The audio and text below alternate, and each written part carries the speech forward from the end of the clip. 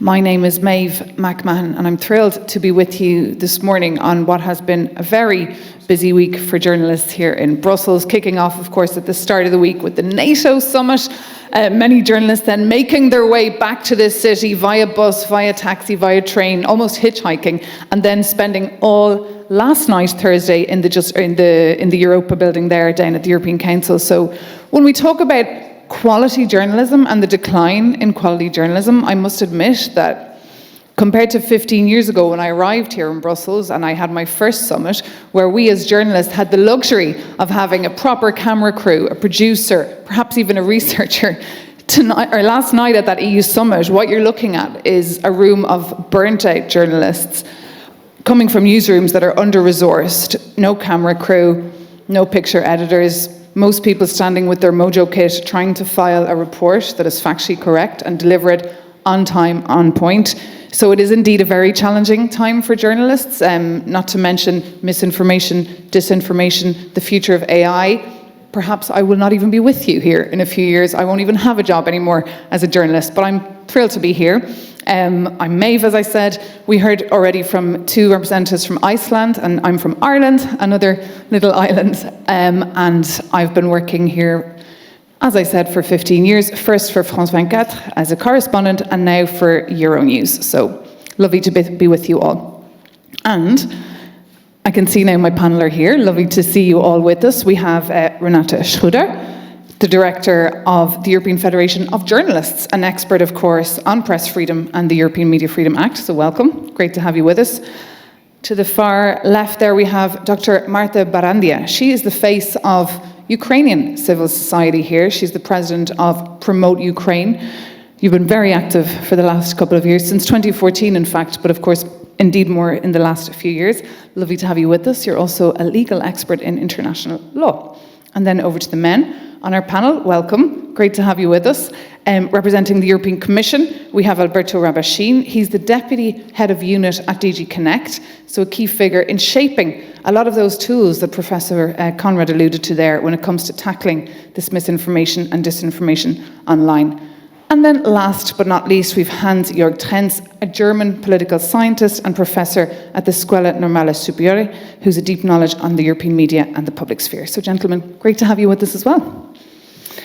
So, as you might have noticed on the programme, this is a reverse panel. So even though I'm the reporter here, I'm not supposed to ask the questions. It's the esteemed audience who've been asking the questions online, on the polls, and also on the registration forms. So let's just kick off with them, because I noticed most of the questions are about trust and the decline, in fact, in media and media organisations, which obviously I've noticed myself over the last couple of years, and I feel most people are flocking towards perhaps journalists as opposed to companies themselves. But let's kick off with that first question, which comes from yourselves, which is, to what extent do the media contribute to declining trust in democratic institutions, and what responsibilities do the media hold here in reversing this trend? So Renata, would you like to kick off with that first question?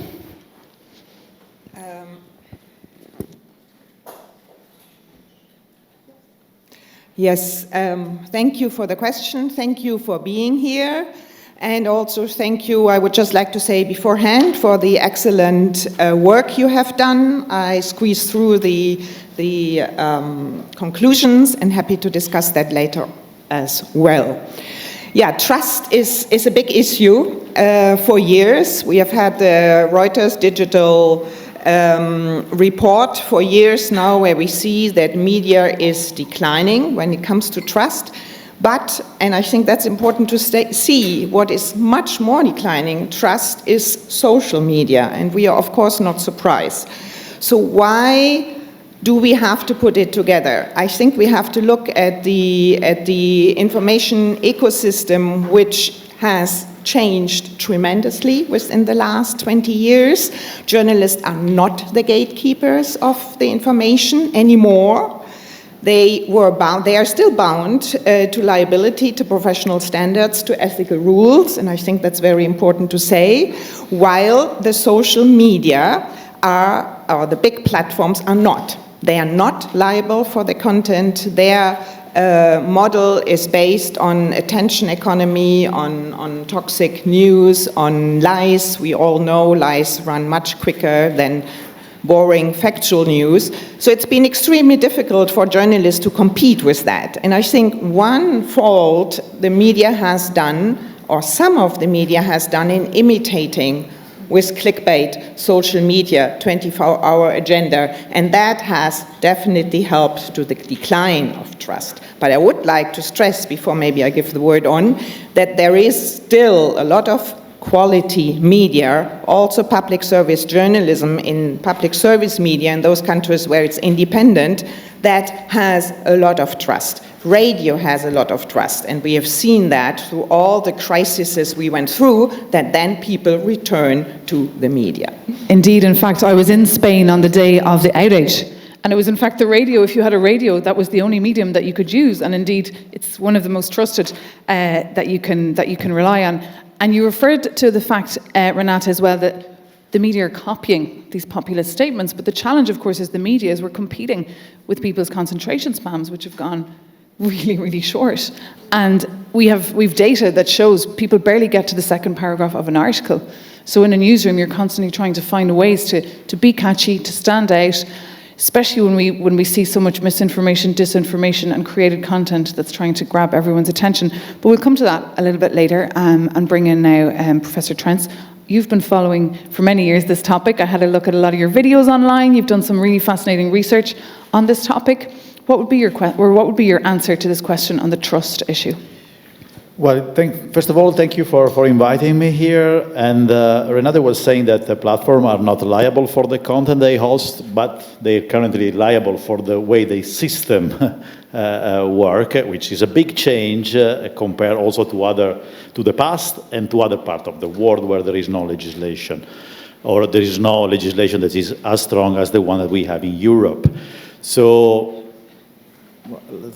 setting aside illegal content for which they are of course liable, platforms now under the Digital Services Act are responsible for making sure that their system and services are not too prone to and do not foster systemic risk. So they have to show that they have in place countermeasures, mitigation measures to make sure that their system cannot be, manipulated to affect public discourse or to not put in peril the health of the citizens because misinformation, disinformation about, health-related issues is spread. So there is a different situation in place. I have worked on this file of disinformation since 2017, and we started back then, with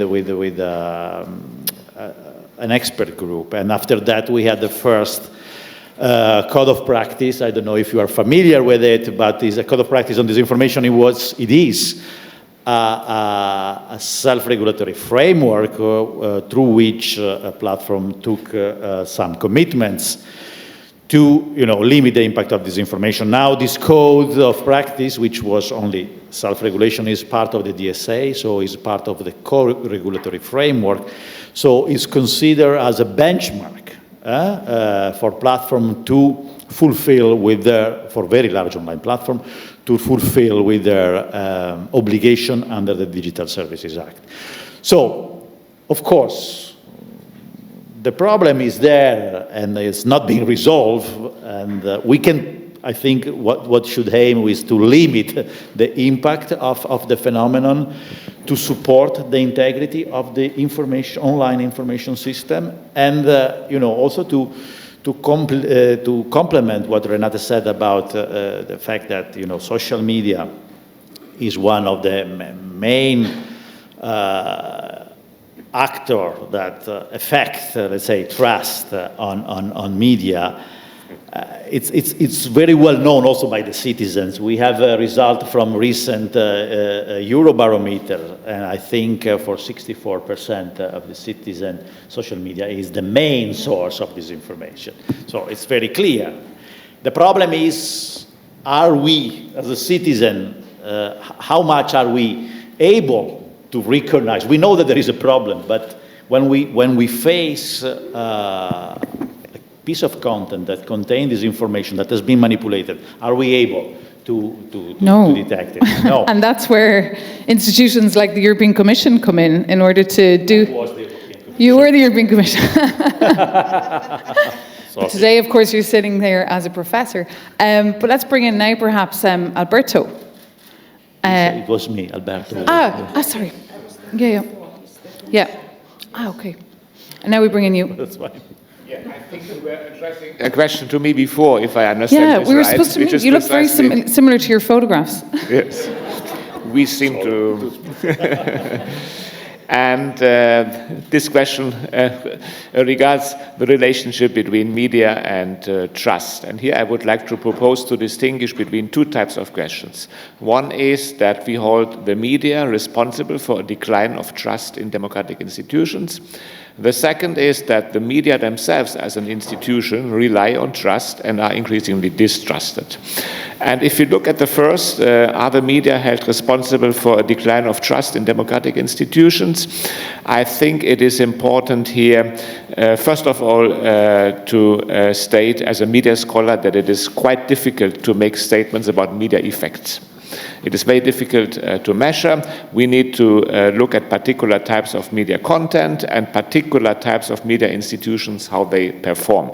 So here I think it makes sense to look at the role of journalism and the role of the news media. Are they held to be responsible for a decline of trust in democratic institutions? And here I wish to remember an important function of media, which is, first of all, we wish the media to be critical. So critical media, of course, to some extent contribute to declining trust in government. But this is precisely how we want journalism to perform. So it is not per se kind of bad for democracy if media play a critical watchdog role.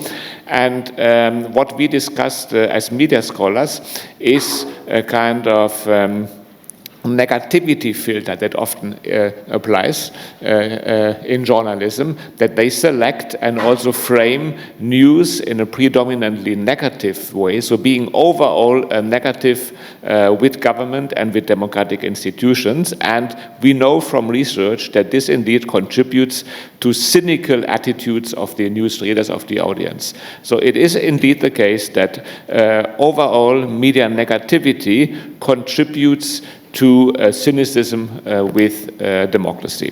So here we need to distinguish between three forms of trust here and distrust. One is a cynical distrust as a possible output of media reception.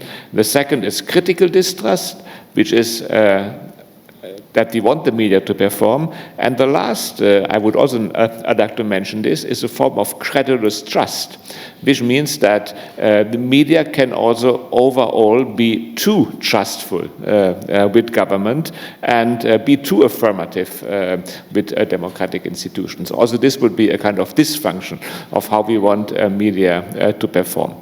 And let me just conclude with regard to a view on, or an empirical perspective, whether there is a decline of trust in the media and in the way media performs in democracy. And here you were referring to Eurobarometer results. There are mixed findings, actually. So we find indeed that especially information that is shared on social media is increasingly distrusted.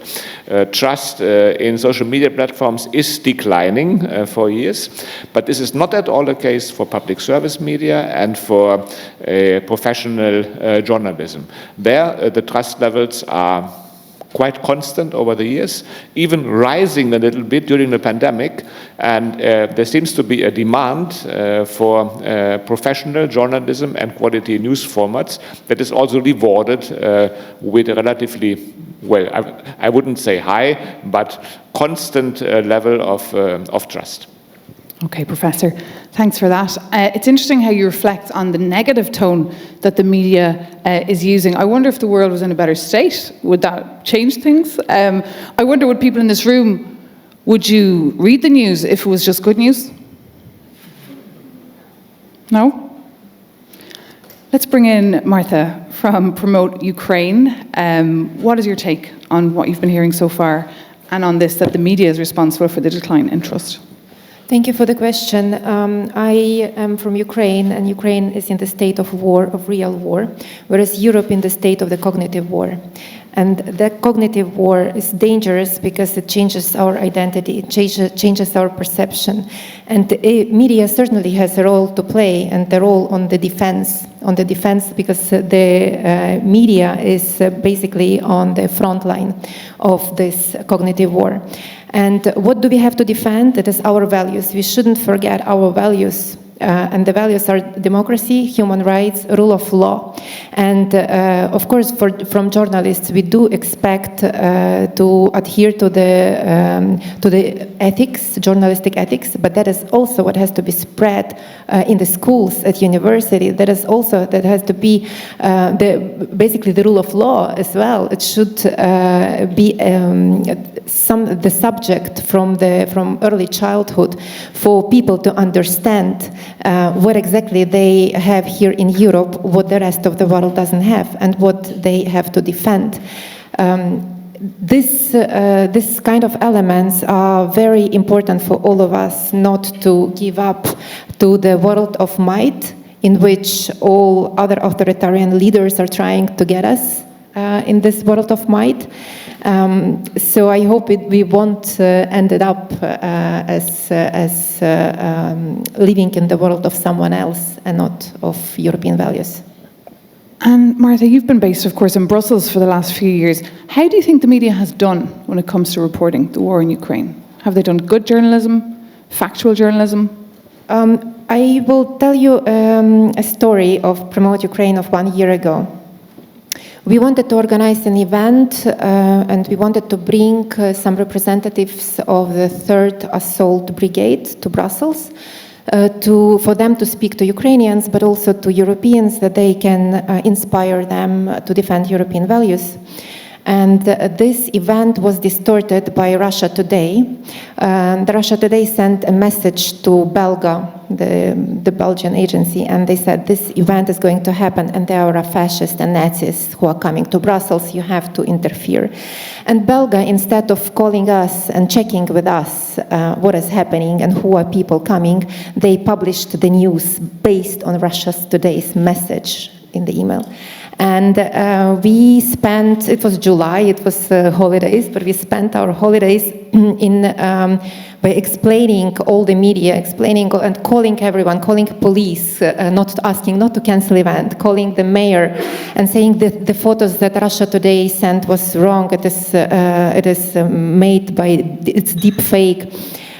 We managed to convince the police, we managed to convince the mayors, journalists started calling us and taking our comments. So we changed the narratives by commenting on the situation. Yet at that time, Ukrainian side decided to cancel the event because it was too much scandal for them. And by canceling the event, they actually gave something to Russians, and someone in Russia probably got the award for canceling the event because they achieved the goal. Was the role of media there to play? Yes, they didn't check with us. They were too fast. The speed mattered more than truth. The emotions that could be triggered by the audience were more important than adhering to the values that we have here. I think, Martha, what this is called is journalism, where you see a copy and paste of an article or a piece of information, and as you say, with journalists under pressure, what perhaps is not true can be spread very fast, and even by the wires, the news agencies who, of course, in a TV newsroom, you rely on heavily for them to be factually correct, because then we're reiterating what they say. But that's a very interesting example there. Renata, you've been in Brussels for a long time. Have you seen the quality of journalism decline since you've been here? Well, yes. I'm working more on behalf of our member states. I'm following, of course, the Brussels press as well, but we have members in 44 countries, and generally speaking, there has been an amazing decline. Brussels, there's also concentration, we all know, which is very high. They are competing with each other, and this doesn't always mean it's getting better. There have been complaints also lately, and I won't name any media here, that, it's the famous headlines that are not something we really appreciate as independent journalism. And yeah, they can do better, I think, if you ask me only on that question. They can do better. And Professor, there's been a real focus now on supporting influencers as opposed to supporting real journalism. How can journalists do better in this world of competing for resources, media ownership, numerous challenges that journalists are facing to do their job?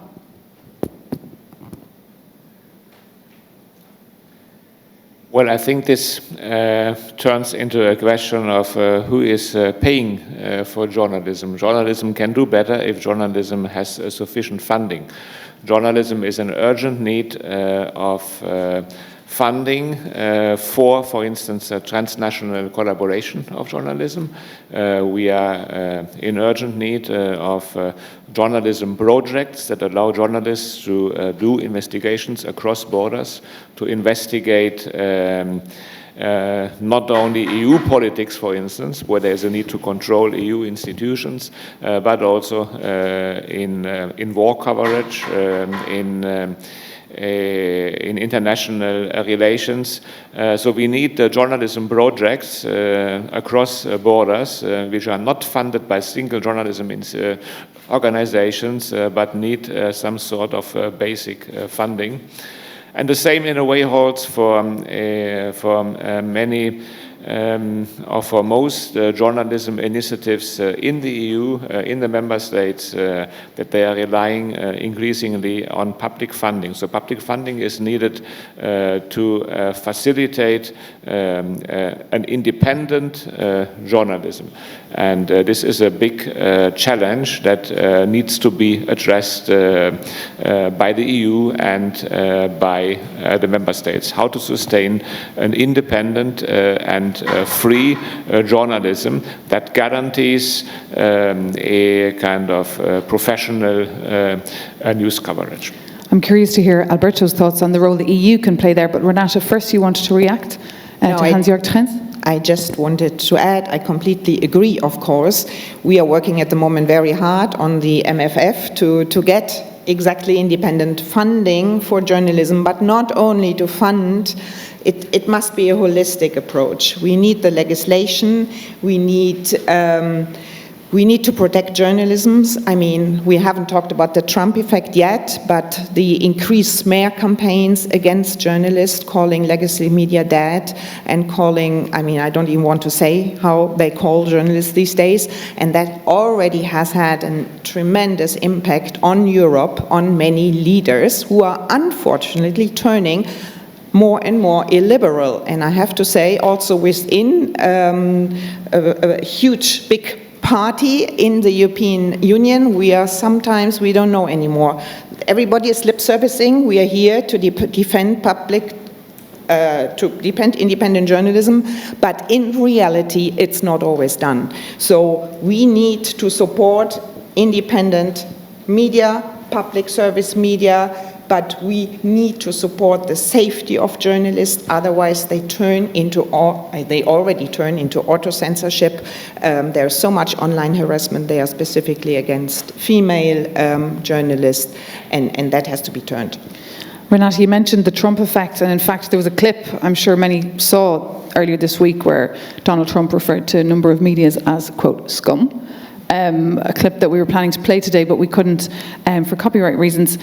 We'll come back to Trump in just a minute and the impact that's having on journalism worldwide, but let's go back to you for the EU Commission side here. Because of course I've seen as well, as I said earlier, this shifting funds as well to support more conferences or projects or influencers or things as opposed to media.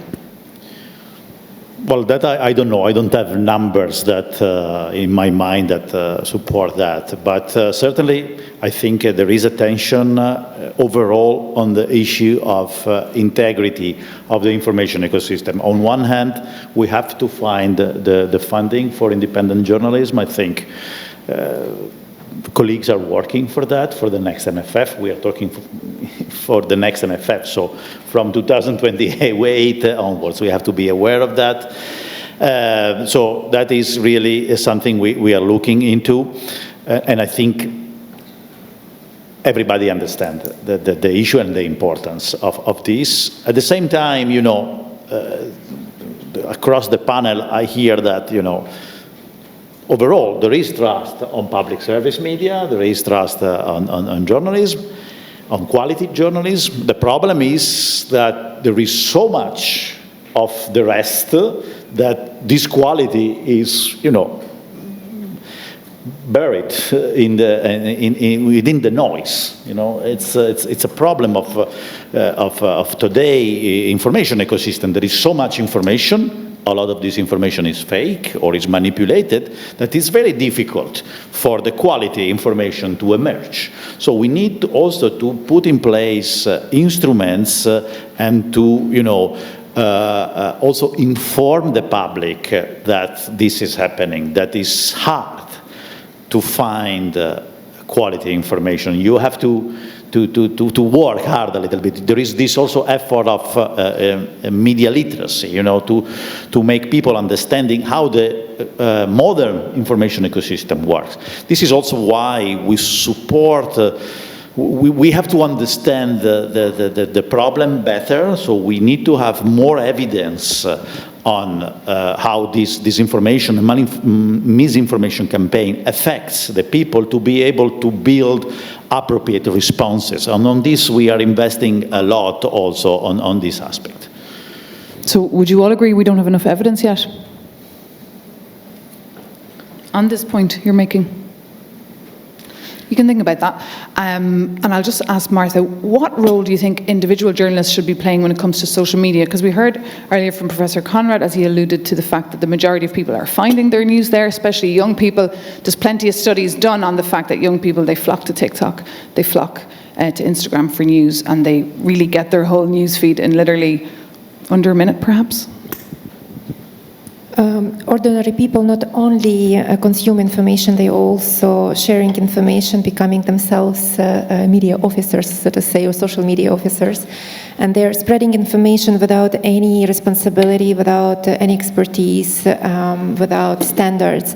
So I believe, like you asked the colleagues here about the funding, I believe the European Union should not only focus on funding journalism, but also funding curiosity. I mean, teaching curiosity, teaching the right type of curiosity, teaching standards, teaching again, I come back to the rule of law, I come back to democracy and human rights and dignity and the value of dignity.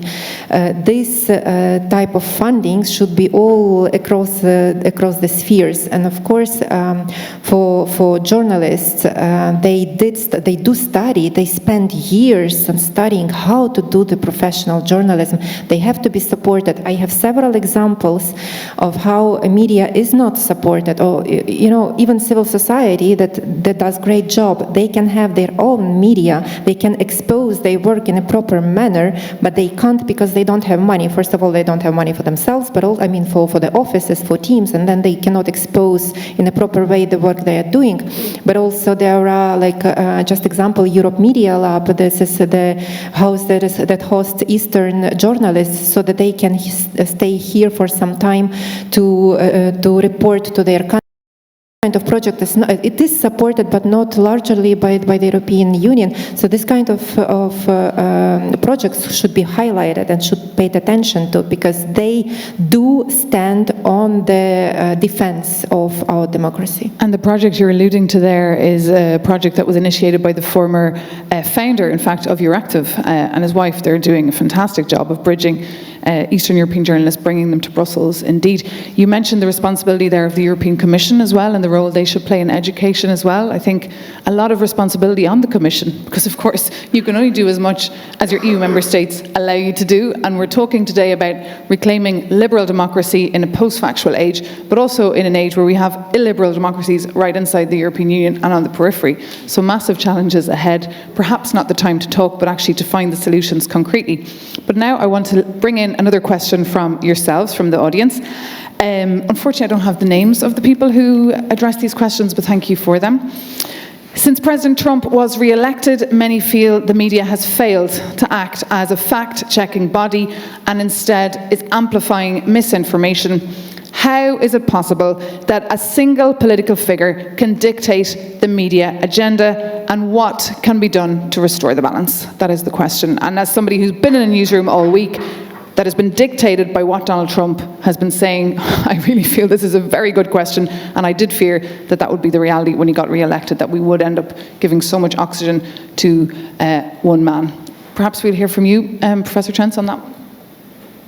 Yes, it's not that we have studied the US case particularly, but from Effect, I mean, the Trump effect is certainly something that has made us reflect about responsibilities here of journalism and also the future of journalism. It is a kind of horror scenario what we have witnessed in the US since January, how the free press can be dismantled by a government that turns authoritarian in a very short period. And we ask, of course, ourselves, how likely is this to happen in Europe? And the question here, I think, was about fact-checking. Why has fact-checking failed in the US? But also the global media agenda. It's been dictated by one man. Yes, but like all those clips as well that took over the media cycle this week, you know, the bromance we saw, the daddy quotes from Mark Rutte, like it's literally been invading everyone's social media this week, everyone's newsfeed, or maybe it hasn't. Has everyone seen that clip this week? Yeah. No? One no? But I'm not even sure whether this is a problem of fact-checking that has failed in the US, because the fact-checking institutions still exist. So the problem rather seems to be of an audience that basically ignores fact, and the government that supports audiences to ignore facts. And this is a quite significant development. So what we observe here is a kind of authoritarian takeover, which has a long history with regard to how the media landscape in the US developed. And what we observe in the US already some years ago, or a decade ago, is a kind of new partisanship of the press, which means that partisan media very powerfully re-emerged.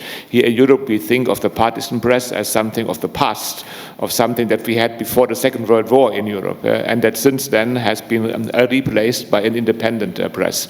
In the US, there was already some years ago a reverse effect, in particular with the powerful role played by Fox News. And this idea of a partisan press has been powerfully claimed by the Trump and the Republican Party, and turned against the independent press, meaning that the independent press is accused now to be also partisan. So CNN now is accused to be a partisan press.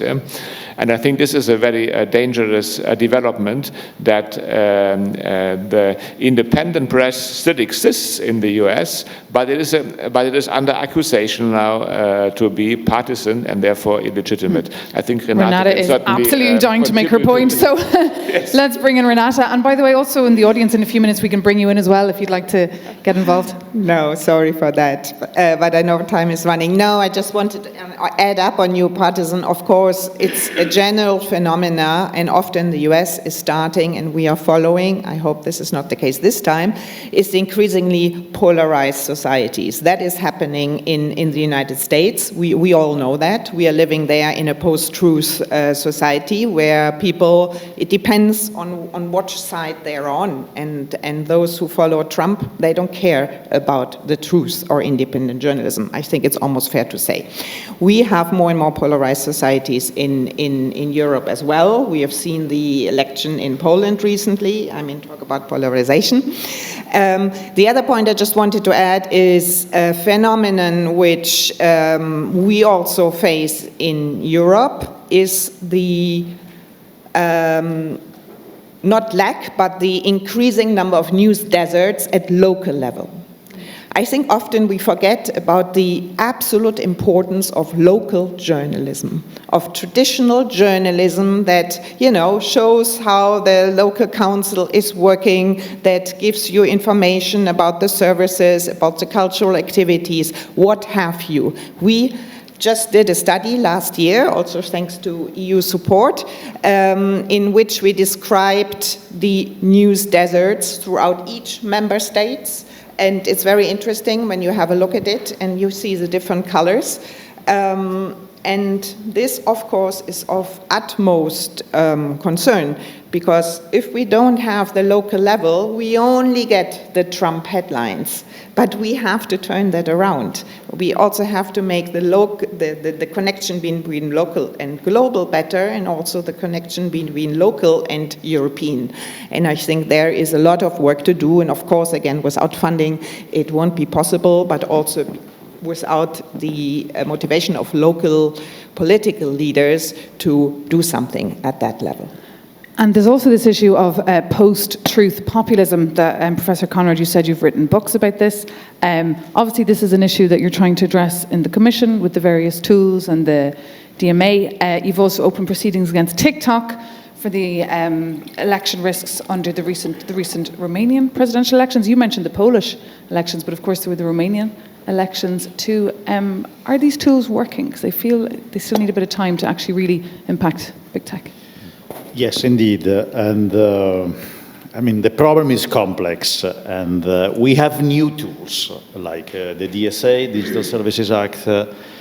It's something completely new. I think also the Commission is learning its own way to deal with these new tools. But there are signals that, having this legislation helps a lot, and I want to mention two.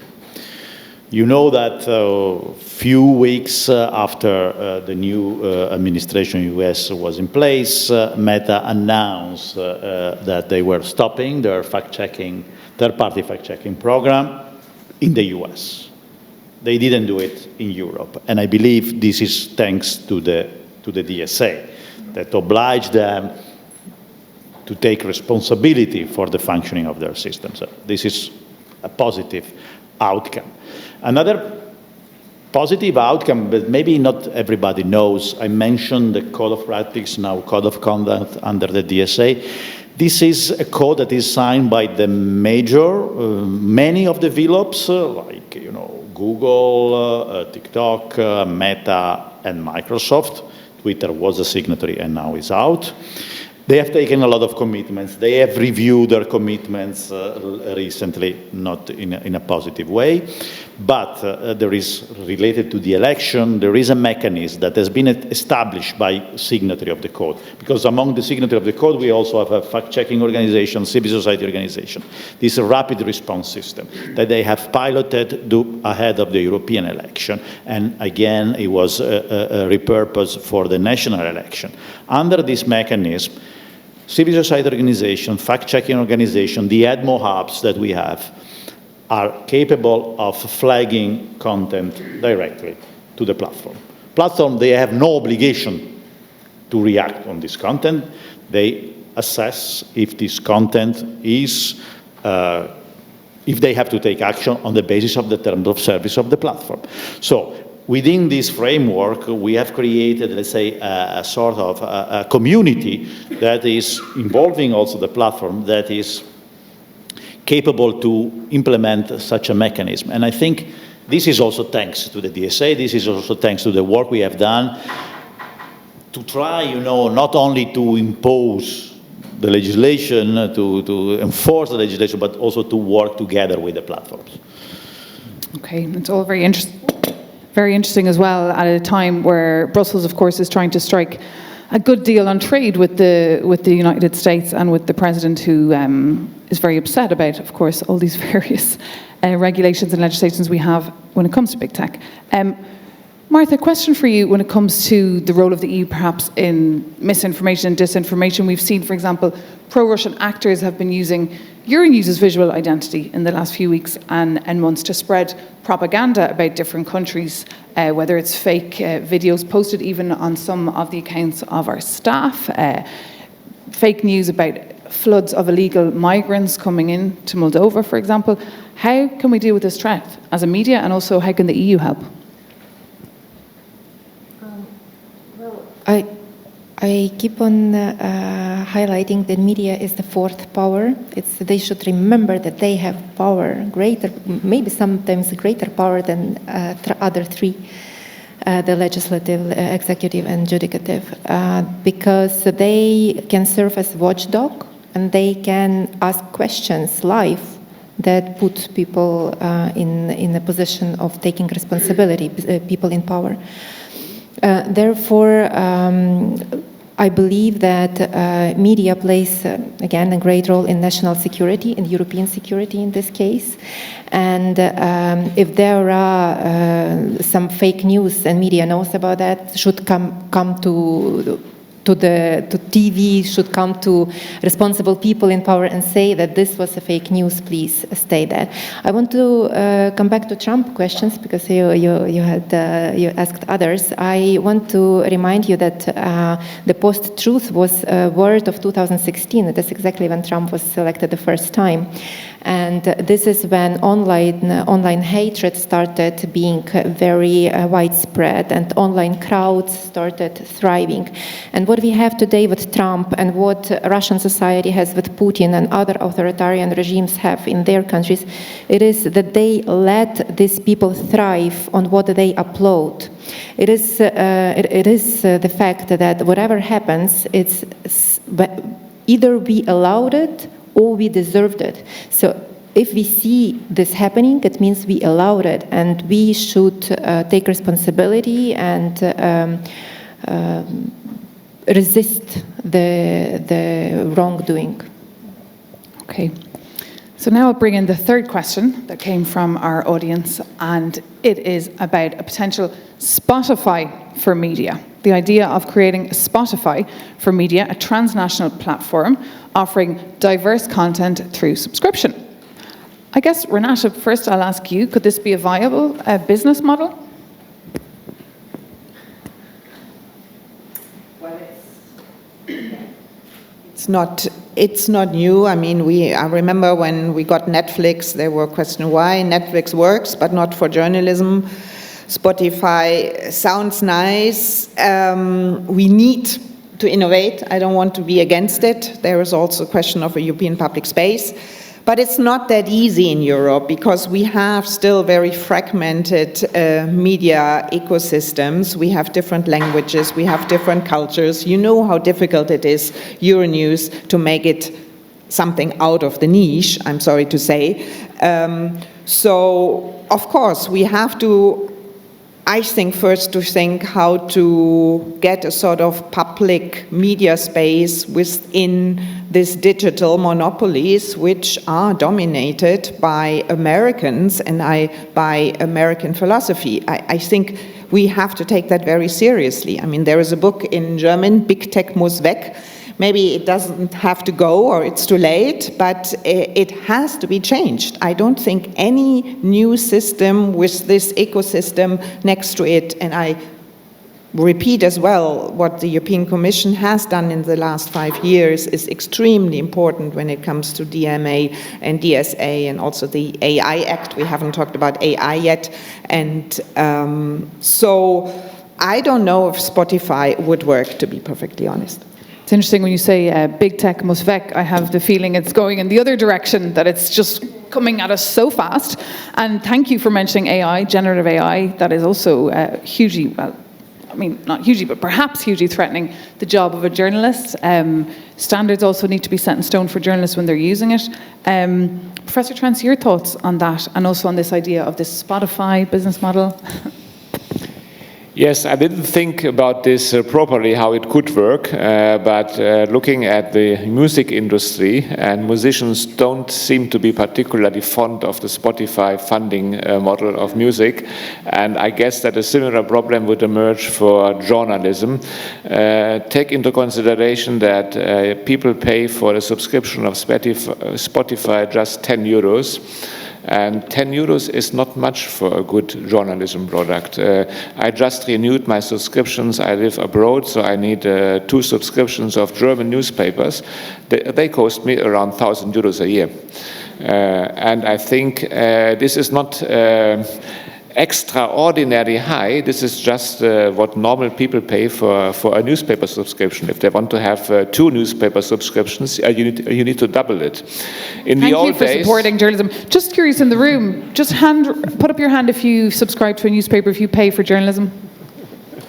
Great. I mean, obviously, this is a very elite room. We're in Brussels, very educated. I pay for independent journalism, not legacy media. Not legacy media. not bad. And we are academics, so we have lots of possibilities to get access for free. So if I want to read newspapers, I can access my university library, where I find many newspapers, the daily edition, for free. This is not what normal citizens have. So it's a privilege for us as academics.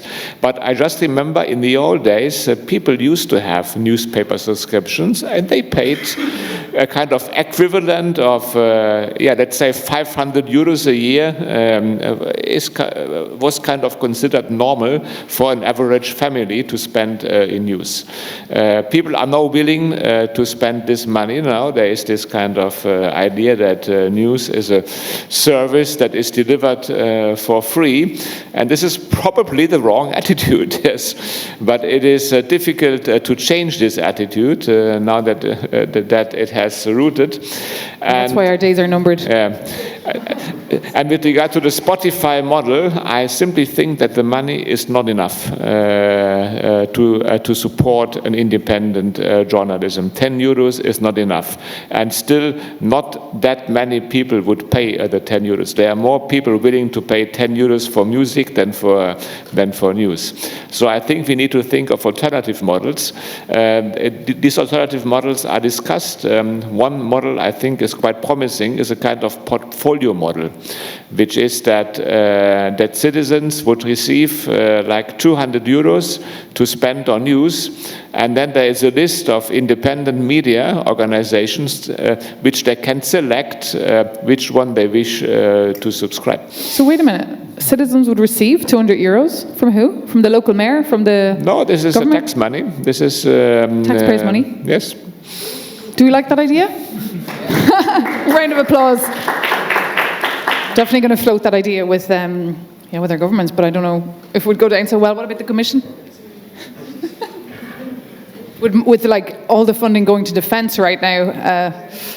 I don't know. I don't want to comment on that. I think it's not. Just I'm not briefly, in the perhaps on the Spotify and media consumption. I think we have to acknowledge that the world has changed and that something new is needed. And also, you introduce this aspect of generative AI.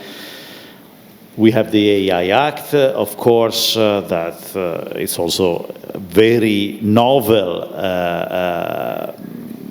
framework, unique yet. But I think we also have to make sure that we don't only speak negatively about AI. I think also in the journalist field, in the media field, that I think AI opens opportunity, and looking on the other direction just because we don't like it at the moment, I think it's not the right way to go. Also and there are a lot of way that AI can be misused also for disinformation. We see how much misinformation content AI is capable to generate to influence also the ChatGPT engine. This is what Russian propaganda is doing, creating a fake news website to be crawled then by the LLM, and so that they can influence. And on the opposite direction, of course, media outlet wants to protect their content from the scraping of these LLM models. And we are in the situation where we don't want to go in the situation where these LLM models are trained only on bad content, right? So, it's a complex issue, and we should treat it as such. And that's why we have Renata here as well, for more insight on this very complex issue. And after that, I'll jump to the fourth question from the written question, and then bring you in for the last 5 minutes, if you like. Yeah, very shortly on AI and generative AI. Of course, we always say there are opportunities and there are threats. We all know that. We have been using AI for years. Any Watergate or whatever gate without AI would not have been possible. So that's absolutely clear. And AI can and is an excellent tool, also in translation systems and all that. But, and this but is very serious, if we don't manage to get transparency of the learning language models, LLM, for those who don't know, and if we don't manage to have proportionate remuneration for all the creators, I'm not talking only about journalism will die. This is a fact. And at the moment, I have to say, we have a big fight with the Commission of the Code of Practice by the AI model, which is against all odds with all the tremendous work. We are working with publishers, with the broadcasters, with all creators. We have written, I don't know how many letters to the Commission, but they keep saying, yes, we need balance and innovation, but we are still waiting for the appreciation of creators' remunerations needs. You cannot live otherwise. And that is a hugely important point, beside all the ethical attempts and the need to become, again, at European level more independent, because we cannot rely only on American open AI systems, and it's not enough to compete to say we can be better. We have to do it with our European values, and otherwise I think we will glimmer away. Albert, would you like to respond to that on Renata's long wait? I mean, the colleagues are working on the AI Act and on the code of practice that Renata mentioned. As I said before, we don't want to end up in the situation where we have only the LLM only, trained on bad quality content. So we need to find certainly a solution that which I believe it needs to implies that the content creator are remunerated. Or as Renata said, journalism. This, but I mean, it's a problem that has an effect on financial viability of the content producer, but it can also have a huge impact also on how this LLM works and on the type of output that they produce. So it's a very complicated ecosystem. And also going back to the 500 euros for the newspaper subscription, for much less you can have a full subscription to one of these LLM like ChatGPT, Claude AI. They cost 20 euros a month, and they can produce all the content that you would like to read. So I mean, it's really... Which is not accurate and is extremely biased and racist and yes. But the bias very much depends on the training data. So on that, it's important that we have a careful look at that. Do you use it?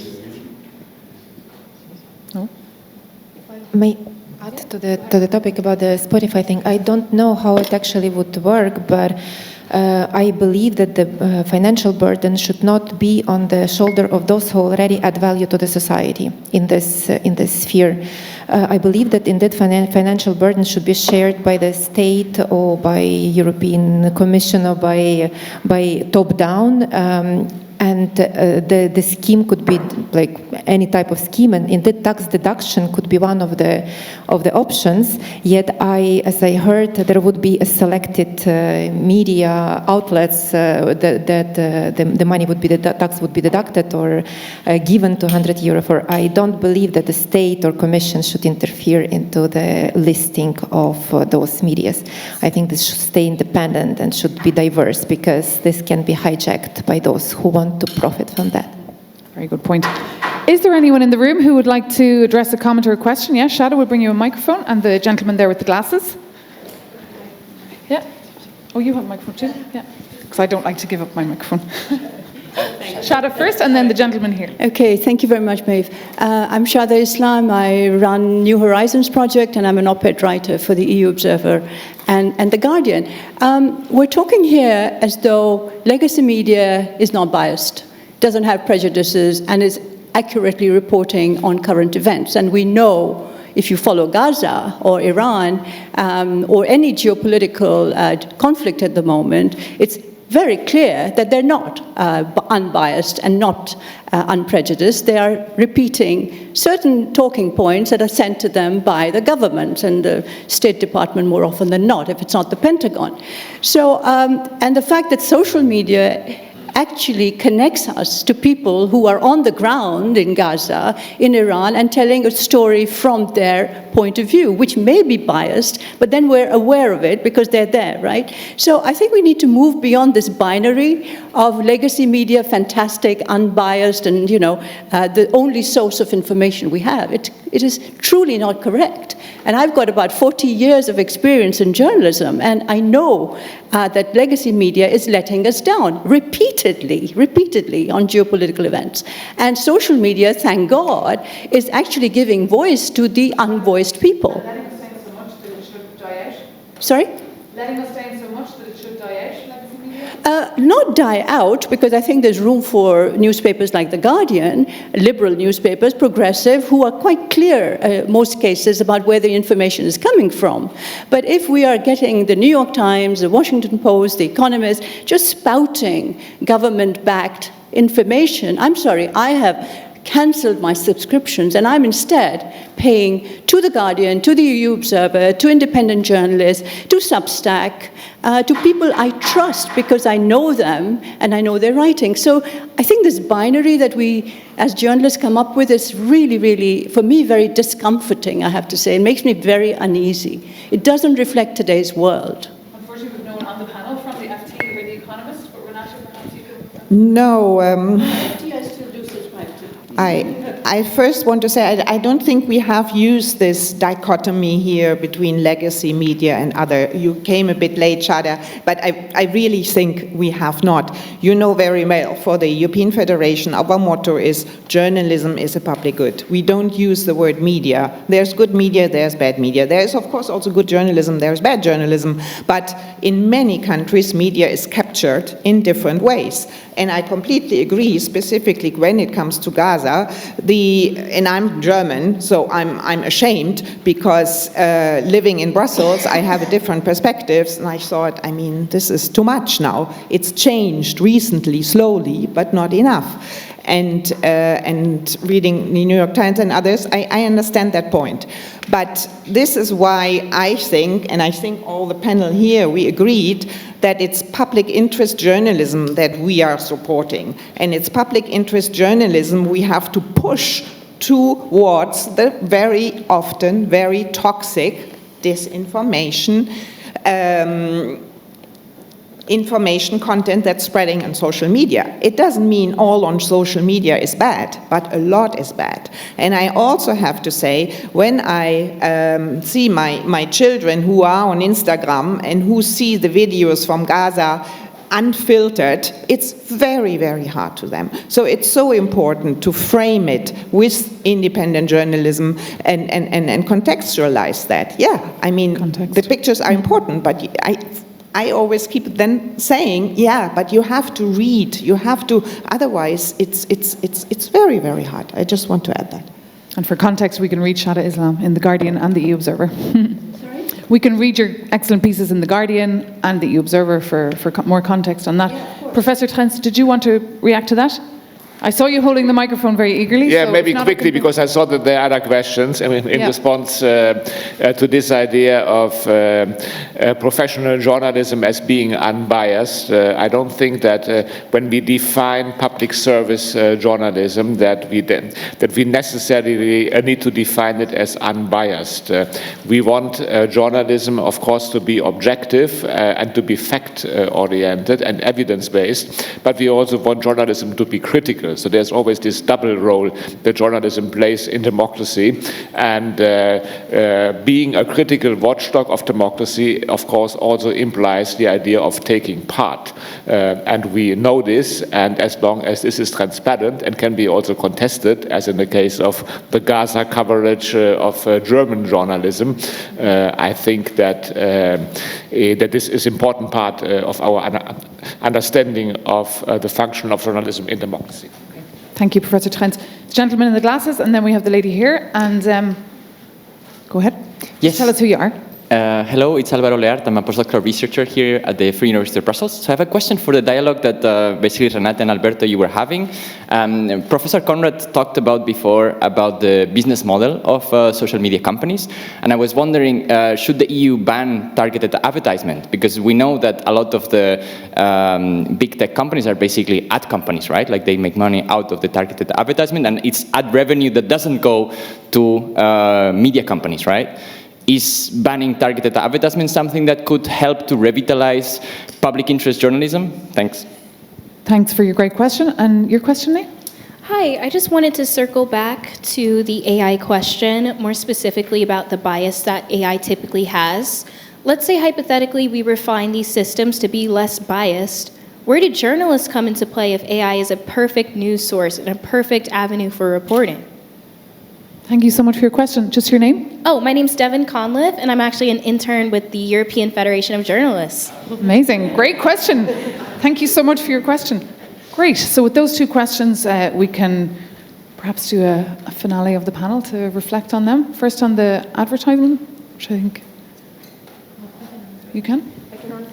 Advertisement, being from civil society and struggling to get audience for the right audience for our demonstrations, projects, and events, I believe that banning the targeted advertisement would not be a great idea.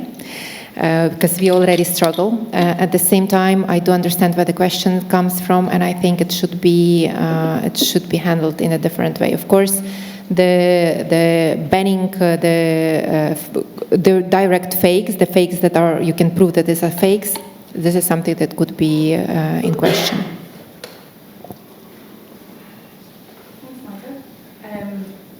Any comment? If you don't comment, it's okay. No, I wanted to ask a question about the AI. Go ahead. I think, as I said before, I mean, I don't think the AI,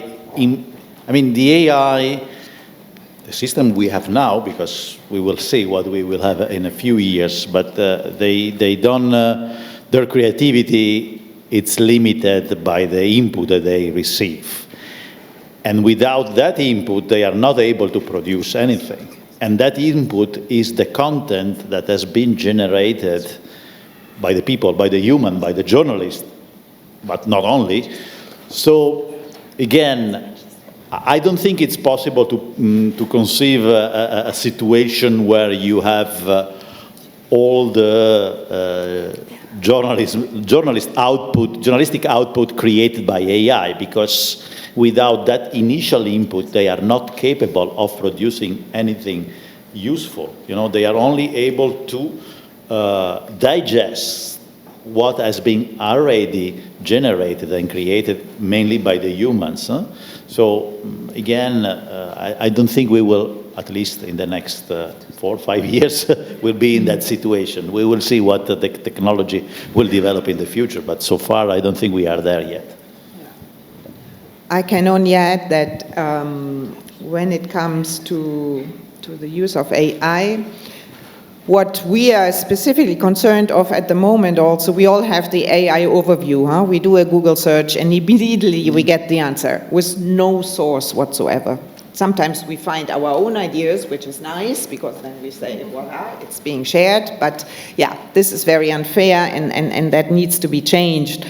The other point, of course, is, again, as we also heard from the keynote before, is the importance not only of media literacy, but of AI literacy for all citizens, including journalists and including all the different stakeholders. I think that's very important, specifically, as you say yourself, it's so complex and it's evolving day by day. But for media and AI literacy to be meaningful, we need the transparency. Otherwise, and I think our dear academics are working much on that. On the question of political advertisement, to ban it, to be honest, we also have a directive on advertisement. We have not dealt so much with that as EFJ, so I cannot respond on that.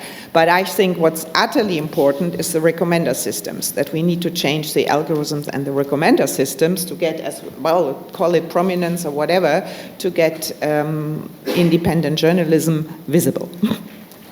Thank you so much, Renata, for that, and also Alberto, Professor Trenz, and Martha. Thank you so much for your insights, and thank you for your brilliant questions. We had a few more at the back, and a comment from the gentleman there, Diego, about this idea of the Spotify, so we'll talk to you more during the coffee break. Now there's a 30-minute coffee break, I believe, or 1 hour, or lunch break, and then a fantastic afternoon with a session moderated by Shada Islam, and then a live podcast as well taking place right here in this room. So thank you so much for your brilliant questions and your attention, and I'll chat to you hopefully now over lunch.